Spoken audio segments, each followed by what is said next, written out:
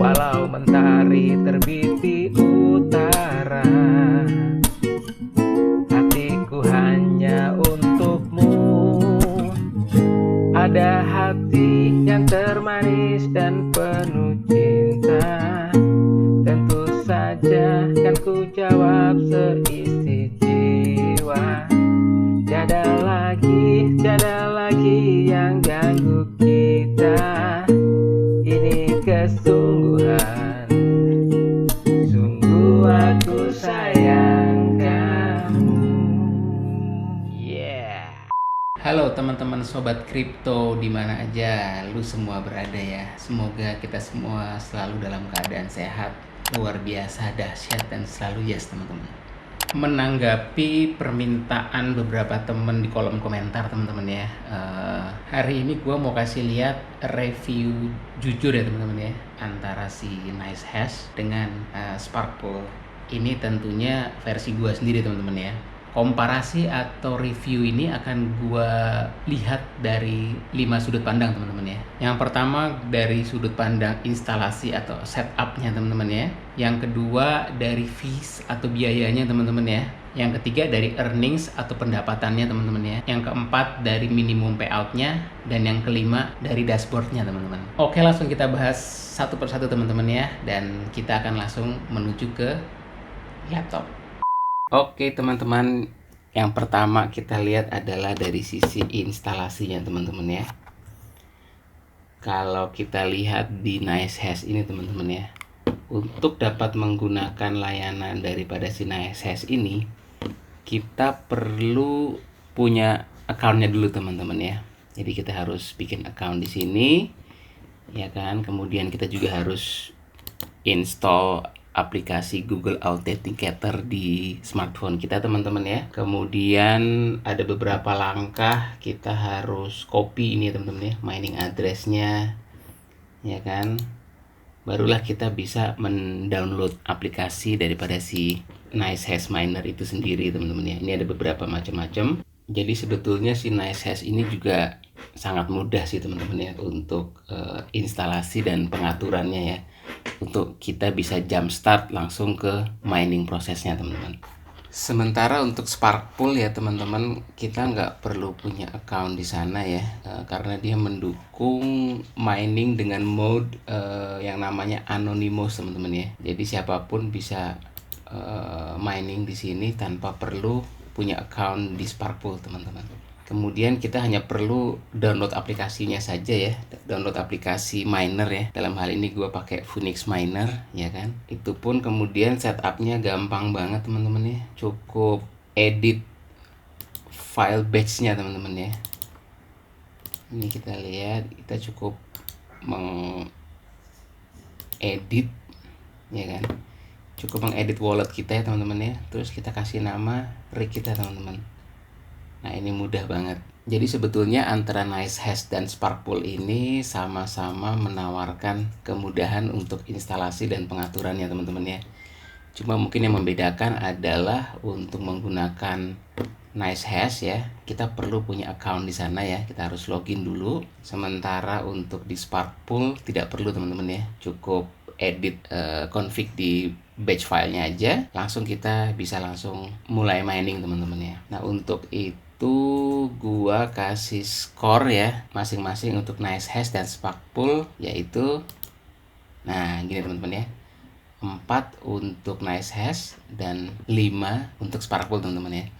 Karena bisa kita lihat Sparkpool itu mudah banget, kita bisa langsung jumpstart ke miningnya secara langsung teman-teman ya, tanpa perlu punya account. Selanjutnya kita lihat dari sisi pool fees-nya teman-teman ya, atau biaya-biaya saat kita melakukan mining teman-teman ya. Yang pertama kita lihat dulu dari sisi NiceHash ya.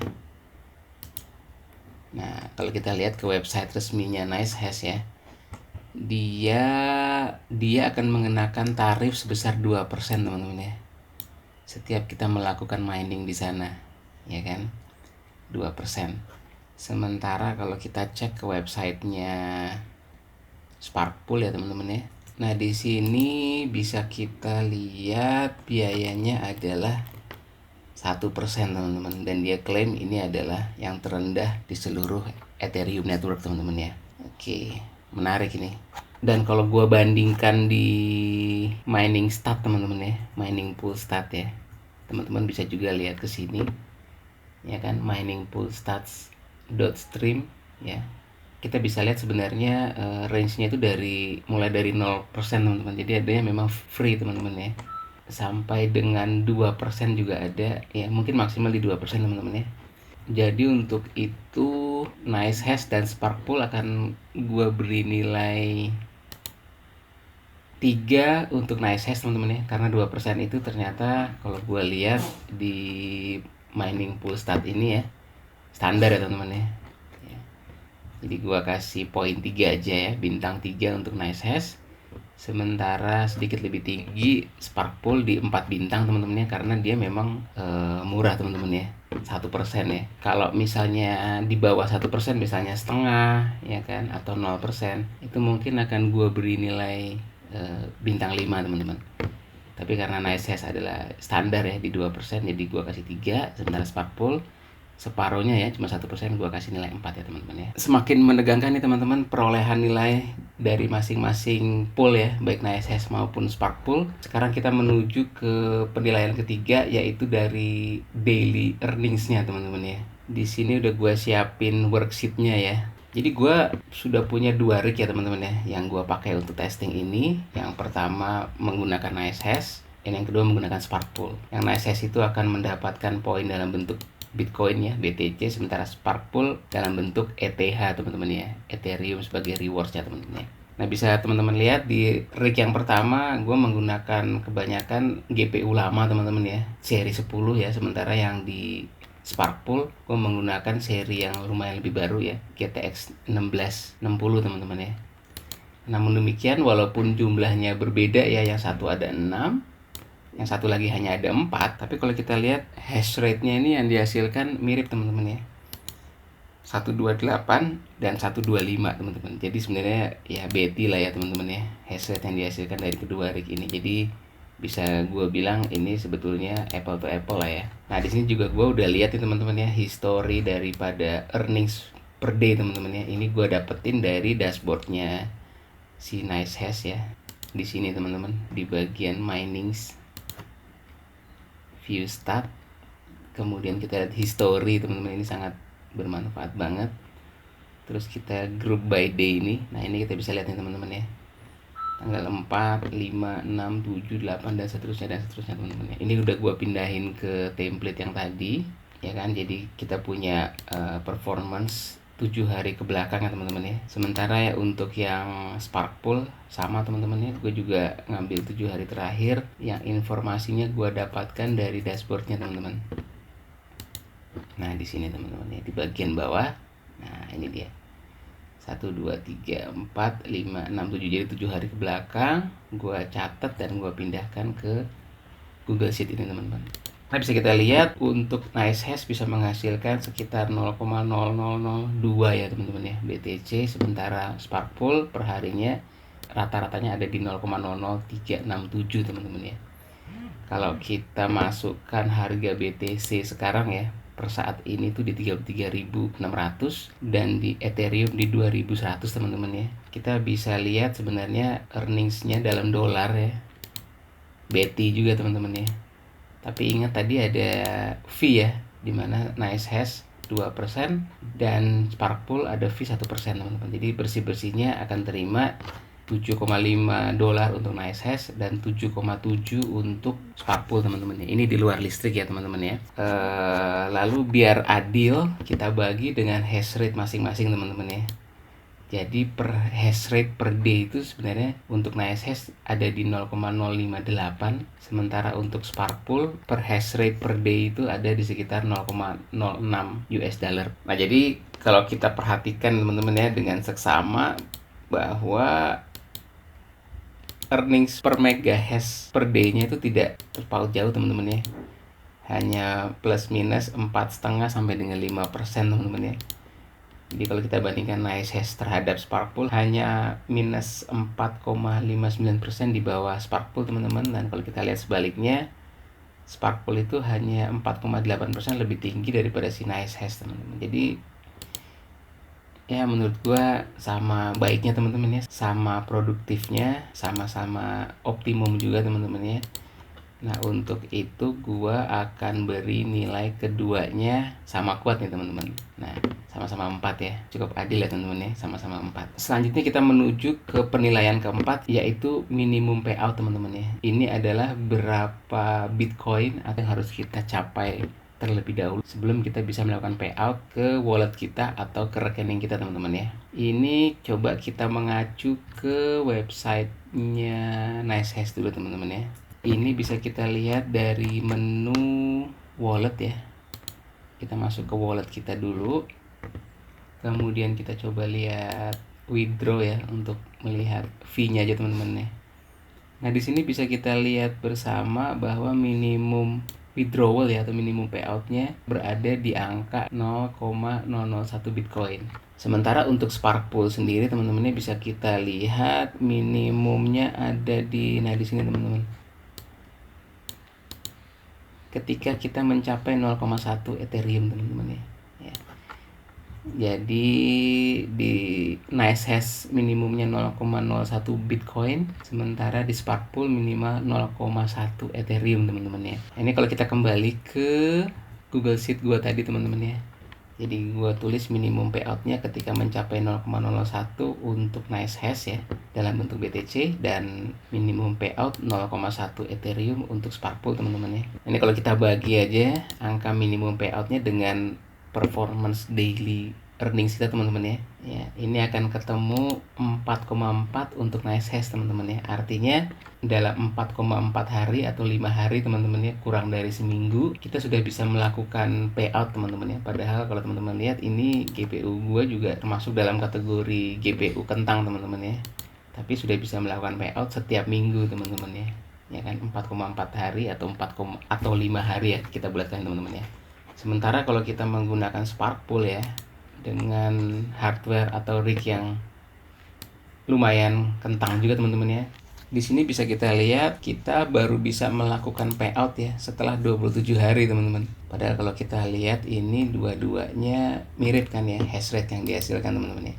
128 dan 125. Oke, karena penilaian yang cukup jomplang di antara keduanya teman-teman ya.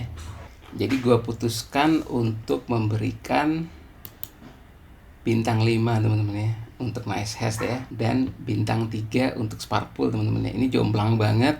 Semoga bintang 5 untuk NiceHash dan bintang 3 untuk Spark Pool ini cukup adil ya teman-teman ya. Karena kalau kita lihat tadi dengan hardware yang mirip-mirip ya teman-teman ya, ketika kita menggunakan NiceHash kita bisa payout dalam 5 hari atau kurang dari seminggu teman-teman ya.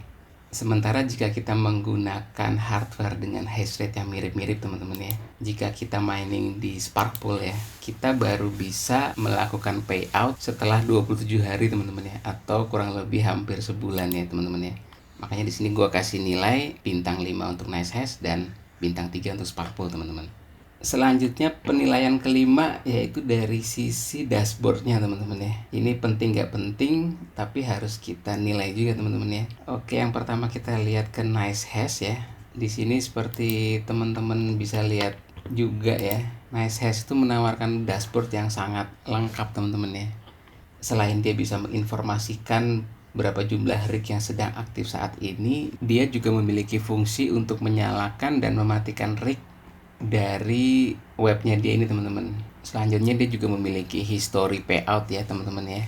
Dia juga memiliki watchlist ya teman-teman. Jadi kita dengan cepat bisa tahu gitu ya, sekarang per saat ini harga Bitcoin berapa, per saat ini harga Ethereum berapa. Dia juga menawarkan di dalam dashboardnya teman-teman ya. Jadi sangat lengkap. Nah, satu hal yang mungkin sangat istimewa teman-teman ya, yaitu dia memiliki fungsi konversi ke mata uang lokal kita teman-teman ya. Kita bisa memilih USD ya, US dollar, kita bisa memilih IDR rupiah teman-teman ya.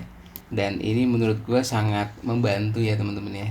Sementara di Spark Pool sih menawarkan sesuatu yang standar ya teman-teman ya, walaupun udah cukup komplit ya. Di sini kita bisa lihat earnings kita per saat ini berapa ya kan. Terus dinamika hash rate kita. Kemudian daily history earningsnya juga ada ya, sama lah mirip-mirip ya teman-teman dengan yang ada di NiceHash sebetulnya. Cuma dia memang minus dengan konversi otomatis ke mata uang lokal teman-teman ya. Di sini hanya bisa dolar teman-teman. Nah untuk itu gue akan memberikan nilai 5 untuk NiceHash teman-teman ya, dan 4 untuk Sparkpool teman-teman ya. Oh ya, mau menambahkan juga teman-teman ya, sebetulnya di NiceHash ini ada fungsi-fungsi yang lain teman-teman ya, seperti exchange teman-teman ya. Jadi kita bisa langsung konversi dari Bitcoin ke cryptocurrency yang lain, atau kalau teman-teman mau trading juga bisa dilakukan dari website NiceHash ini teman-teman ya. Jadi memang sangat komplit banget ya fungsi daripada si NiceHash ini ya teman-teman ya. Sementara untuk Sparkpool ya memang standar aja, karena memang fungsinya hanya untuk mining teman-teman ya. Jadi bintang 4 untuk Sparkpool dan 1 bintang lebih tinggi untuk NiceHash teman-teman ya.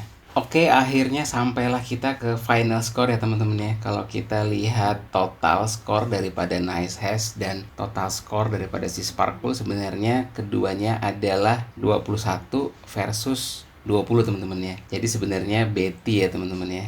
Nah, kalau kita rata-ratakan, inilah hasilnya teman-teman. Sama-sama di bintang 4 teman-teman ya, sama-sama istimewa, sama-sama bagus teman-teman ya. Jadi sebetulnya kalau gue lihat yang satu tidak lebih baik daripada yang lain, atau yang satu tidak lebih buruk daripada yang lain teman-teman ya. Jadi mungkin selanjutnya pertanyaannya adalah cocok untuk siapakah ya teman-teman ya, NiceHash ini dan Sparkpool ini ya. Nah kalau menurut gue teman-teman ya, NiceHash itu cocoknya untuk satu teman-teman yang butuh pencairan dananya cepat teman-teman ya. Sudah kita lihat tadi di mana NiceHash itu cukup seminggu untuk dapat menerima pembayaran rewardsnya teman-teman. Sementara Sparkpool butuh kurang lebih sebulan ya teman-teman ya. Nah yang kedua yang cocok untuk NiceHash adalah teman-teman yang senang dengan dashboard yang lengkap teman-teman ya. Tadi kita udah lihat bersama-sama bahwa dashboard daripada si NiceHash itu sangat lengkap fungsinya ya. Tidak hanya untuk mining ya kan, tapi di sana kita juga bisa melakukan konversi ke cryptocurrency yang lain, dan kita juga bisa melakukan trading di sana teman-teman ya, dengan fungsi yang cukup lengkap. Selanjutnya Sparkpool ini cocok untuk teman-teman yang satu sudah memiliki mining farm dengan skala yang besar teman-teman ya. Kenapa begitu? Kita juga udah lihat tadi ya teman-teman ya, di Google Sheet yang gua tampilkan sebelumnya. Di sini bisa kita lihat teman-teman ya, antara NiceHash dan Sparkpool ya, earnings per mega hash-nya itu terpaut tidak sampai 5% teman-teman ya. Sebenarnya cukup kecil sih spread 5% ini teman-teman ya. Tapi teman-teman bayangkan kalau seandainya memiliki mining rig dalam skala yang besar teman-teman ya. Kalau di sini mungkin selisihnya hanya beberapa dolar teman-teman. Tapi kalau kita hitung dari basis 1 miliar gitu misalnya teman-teman ya, ini sangat signifikan dan besar angkanya teman-teman ya. Ya, walaupun cuma 5%, tapi kalau kita memiliki mining farm dalam skala yang besar, tentunya nilai absolutnya akan sangat signifikan teman-teman ya. Nah, inilah kenapa cocok si Sparkpool ini untuk teman-teman yang memiliki mining farm skala besar teman-teman ya. Yang kedua, seperti kita lihat tadi ya, ini cocok untuk teman-teman yang suka config dengan sintaks teman-teman ya, bukan dengan GUI ya. Tadi kita merubah settingan addressnya ya, settingan wallet addressnya dengan config seperti ini teman-teman ya. Nah,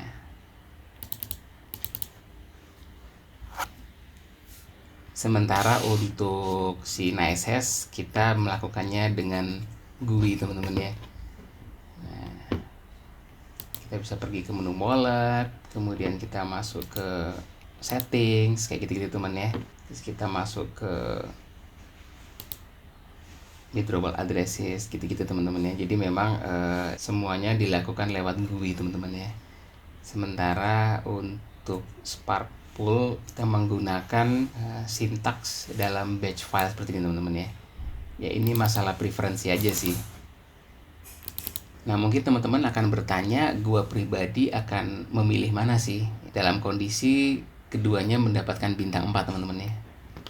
Nah kalau pandangan pribadi gue sih, gue cenderung akan memilih NiceHash sih teman-teman ya. Jujur aja kenapa? Karena dengan konfigurasi rig yang kentang tadi ya, gue memang butuh cash flow yang cepat teman-teman ya. Jadi seminggu itu gue udah bisa dapatkan hasilnya gitu ya. Ya bukan buat apa-apa sih, dalam artian kan biar kita bisa langsung puter ke tempat yang lain teman-teman ya. Apakah untuk dicairkan ke rupiah ya kan, untuk beli listrik dan segala macam, atau mungkin bisa gua trading kan teman-teman ya, gua trading atau gua farming di tempat yang lain gitu teman-teman ya. Selanjutnya kenapa gua memilih NiceHash ya, karena memang gua terus terang suka dengan model dashboard yang banyak fungsinya teman-teman ya. Ya gua lebih suka GUI lah pada intinya ya, dan fungsinya juga sangat lengkap. Jadi mungkin dalam jangka pendek mungkin gua akan tetap menggunakan NiceHash sih teman-teman ya. Nah tapi teman-teman ya, gua tetap akan memantau lah ya si performance daripada Spark Pool ini ya. Jadi gue tetap akan keep mining request seperti ini ya. Satu menggunakan NiceHash, satu juga gue akan pertahankan tetap menggunakan Spark Pool untuk ngelihat perkembangan di kemudian hari teman-teman ya. Dan gue juga akan membandingkan si Spark Pool ini dengan yang lain teman-teman. Jadi mungkin satu rig ini akan gue puter dengan pool yang lain teman-teman ya. Ini juga sesuai dengan permintaan teman-teman semua dalam kolom komentar teman-teman ya. Jadi gue akan pertahankan NiceHash agar gue bisa tetap maintain cash flow yang cepat setiap minggu teman-teman ya. Nah, di satu sisi juga gue akan eksperimen menggunakan pool yang lain teman-teman ya. Oke teman-teman, segitu dulu ya video komparasi atau review jujur dari gue ya teman-teman ya, antara NiceHash dan Spark Pool. Kedepannya gue juga akan banding-bandingkan antara satu pool dengan pool yang lain, dan kita akan adu juga teman-teman ya. Untuk itu kalau teman-teman belum subscribe, ayo segera subscribe sekarang juga teman-teman ya. Akhir kata dari gua, keep on mining and get some coins. Bye bye.